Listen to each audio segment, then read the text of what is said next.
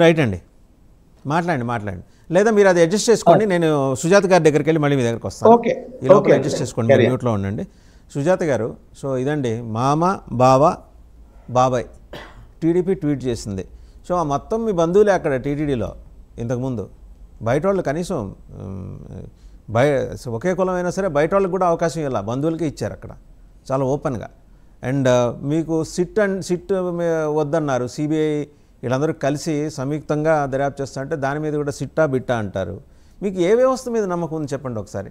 ఫలానా వ్యవస్థ మీద నమ్మకం ఉంది, లేదా వ్యవస్థలు being monitored by Jerusalem and Vatican city, అక్కడి నుంచి ఏమైనా వ్యవస్థలు ఏర్పాటు చేస్తే వాటి మీద నమ్మకం ఉంటుందా మీకు? సుప్రీంకోర్టు చెప్పినా కూడా దాన్ని అవహేళన చేసే రీతిలో మీరు మాట్లాడటం ఎంతవరకు కరెక్ట్ అండి?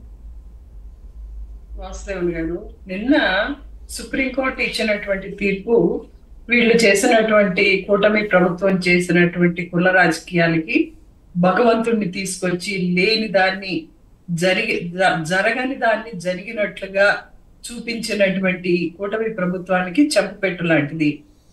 సుప్రీంకోర్టు ఆల్రెడీ చెప్పింది. ఎందుకంటే అసలు మీరు సెప్టెంబర్ 18వ తారీఖున మీరు పబ్లిక్ హిందువుల మనోభావాలు దెబ్బతింటూ మీరు చేసినటువంటి కామెంట్స్ సాక్షాత్తు ముఖ్యమంత్రి గారు చేసి ఆ తర్వాత 25వ తారీఖున సిట్టు వేయడం ఏంటి అని చెప్పి అడిగింది సుప్రీంకోర్టు.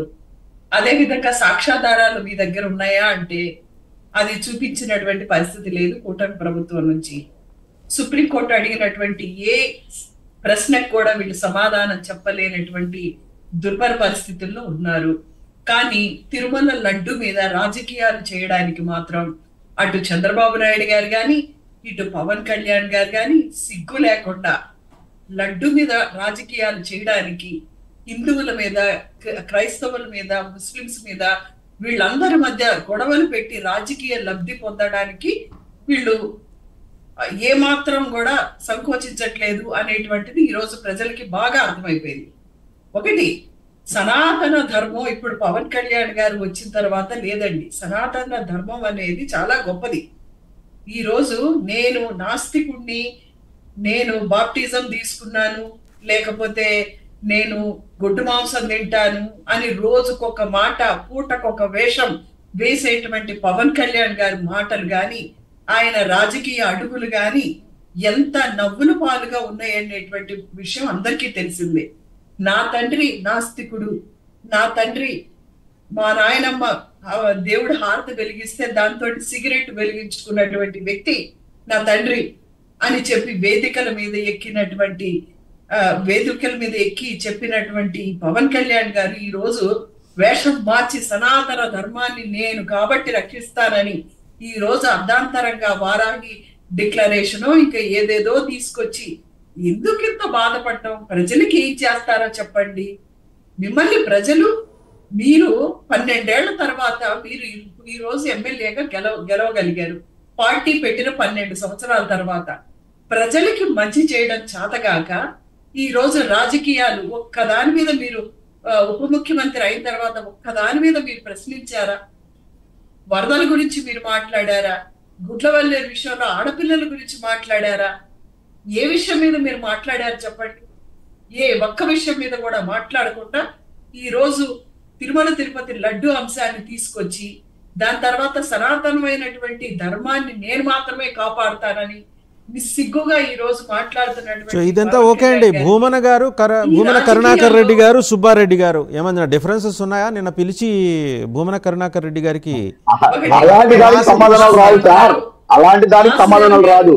ఒక సోది, ఒక టేప్ రికార్డ్ వేసుకొని ఒకే సబ్జెక్ట్ అంట, సిగరెట్ ముగించుకున్నారంట వాళ్ళ ఆయన, బీఫ్ తిన్నారని చెప్పినారంట, పిచ్చి మాటలు ఒకే డిబేట్ లో ఎక్కడ తీసుకొస్తారు సార్? సుజాత గారు, మీకేమైనా కామన్ సెన్స్ ఉంటుందా? మీకేమైనా కామన్ సెన్స్ ఉంటుందా?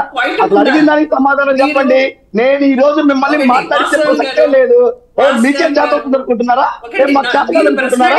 సిగరెట్ వెలిగించుకోవడం, బీఫ్ తిన్నారని చెప్పడం ఎక్కడ వెలిగారండి? అసలు ఎవరు చెప్తారు? ఎక్కడ చెప్తారు? పిచ్చి మాటలు మాట్లాడతా, తిక్క మాటలు మాట్లాడతా. మహేష్ గారు, లెటర్ కంప్లీట్. మహేష్ గారు, నేను అడుగుతున్న ప్రశ్న లెటర్ ఆన్సర్ అండి. లెటర్ ఆన్సర్ మహేష్ గారు, నేను అడిగాను, ఆమె ఆన్సర్ చేయనియండి. మళ్ళీ మీ టర్న్ వస్తుంది, మీరు అడగండి. మళ్ళీ మీ టర్న్ వస్తుంది. మీరు అడగండి. వాళ్ళు ఏం చెప్పదలుచుకున్నారో చెప్పనియండి. ఆవిడ కాంటెక్స్ట్, ఆయన ఏ కాంటెక్స్ట్ లో ఉన్నారో అది నిజమా కాదో తర్వాత మీరు నిలదీయండి. Letter complete. మహేష్ గారు లెటర్ కంప్లీట్. మహేష్ గారు లెటర్ కంప్లీట్. ఇవన్నీ మీ నాయకుడు చెప్పినయే. నేను మనం ఏం పరిస్థితి చెప్పండి. మనకి 21-11 మన మొహానికి వచ్చింది. మహేష్ గారు నేను ఒక ఇంపార్టెంట్ ప్రశ్న అడుగుతున్నాను. నాకు let me get the answer. Mahesh గారు ఆగండి. మహేష్ గారు నేను ఒక ప్రశ్న అడిగాను, మీరు ఆగండి. మహేష్ గారు నేను ఒక ప్రశ్న అడిగాను వాళ్ళ పార్టీకి సంబంధించి లెటర్ ఆన్సర్. సుబ్బారెడ్డి గారు కరుణాకర్ రెడ్డి గారి వివాదం రోడ్డు మీదకి తీసుకొచ్చినందుకు గాను కరుణాకర్ రెడ్డి గారిని జగన్మోహన్ రెడ్డి గారిని నిన్న ఎక్స్ప్లెనేషన్ అడిగినట్టు వార్త. ఏంటి ఇది సుబ్బారెడ్డికి సంబంధం లేదు కదా అని. వై సుబ్బారెడ్డి గారు is disowning that AR dairy వ్యవహారంలో నాకు సంబంధం లేదు అని ఒంటికి ఆమోదం రాసుకొని సుబ్బారెడ్డి గారు మాట్లాడాల్సిన అవసరం ఎందుకు వచ్చింది? నెపమంతా భూమన కరుణాకర్ రెడ్డి మీద ఎందుకు నెడుతున్నారు? వాళ్ళ ఇంట్లో క్రైస్తవ సంప్రదాయం ఉంది కదా, ఆ పాపంలో ఇది కూడా కలిసిపోతుందని నెట్టేశారా? ఒకటండి, సుబ్బారెడ్డి గారు చెప్పింది ఈ రోజు కంప్లీట్ గా అన్ని పేపర్లలో వచ్చింది. కాకపోతే కొన్ని పేపర్లలో ఎలా అంటే వాళ్ళకు అనుకూలంగా వాళ్ళు రాసేసుకుంటున్నారు. సుబ్బారెడ్డి గారు చెప్పడం ఏంటంటే, నేను చైర్మన్ గా ఉన్నప్పుడు ఎప్పుడు కూడా ఏడీఆర్ నుంచి ట్యాంకర్ రాలేదు, అదే విధంగా కరుణాకర్ రెడ్డి గారు ఉన్నప్పుడు కూడా రాలేదు అని చెప్పడం జరిగింది. మీరు దాన్ని మాత్రం డిలీట్ చేసేసి ఏదో అంటారు కదా, వైసీపీకి మాత్రం తలుపు చెక్క దెబ్బలు, వేరే కూటమికి మాత్రం తమలపాకు దెబ్బలు కొట్టినట్లుగా మీరు ప్రశ్న అడిగితే దానికి మేమేం చేయలేము అనుకోండి. మీరు ఈ రోజు సుబ్బారెడ్డి గారు చెప్పారు, జగన్మోహన్ రెడ్డి గారి పరిపాలనలో ఏడీఆర్ నుంచి ఒక్క ట్యాంకర్ కూడా రాలేదు